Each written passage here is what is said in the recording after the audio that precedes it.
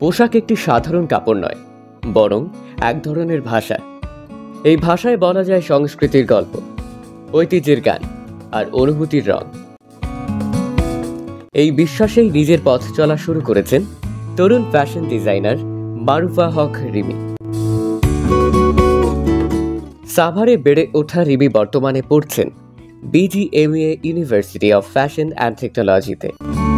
ছোটবেলা থেকেই তিনি রং, নকশা আর ফেব্রিকের প্রতি অদ্ভুত টান অনুভব করতেন।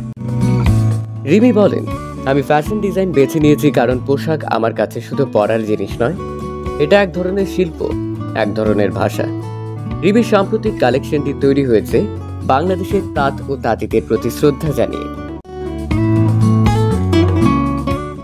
এখানে প্রতিটি পোশাক ফুটে উঠেছে পরিশ্রম, ইতিহাস আর আত্মপরিচয়ের বুনন। তিনি বলেন, তাঁত শুধু কাপড় নয়, এটা আমাদের গর্ব আর আত্মপরিচয়ের প্রতীক।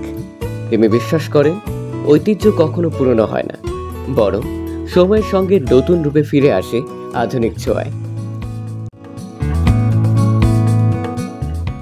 তার ডিজাইনে তাই দেখা যায় বাংলাদেশের হ্যান্ডলুম ক্রাফট ও আধুনিক ফ্যাশন অ্যাস্থেটিক্সের নিখুঁত সংমিশ্রণ।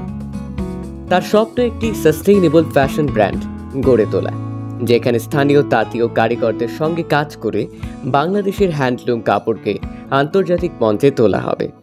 তিনি চান মেড ইন বাংলাদেশ শুধু একটা লেভেল না হয়ে গর্বের প্রতীক হোক। Made in Bangladesh, worn with pride. বাংলাদেশের নতুন প্রজন্মের ফ্যাশন ডিজাইনারদের মাঝে রিমি এক অনুপ্রেরণার নাম, যিনি বিশ্বাস করেন ফ্যাশন শুধু র্যাম্প নয়, ফ্যাশন মানে নিজের সংস্কৃতি ও ঐতিহ্যকে সম্মান করা। ঐতিহ্যের গল্প বলছেন তিনি, রঙে নকশায় বুনছেন বাংলাদেশকে। তিনি মারুফা হক রিমি।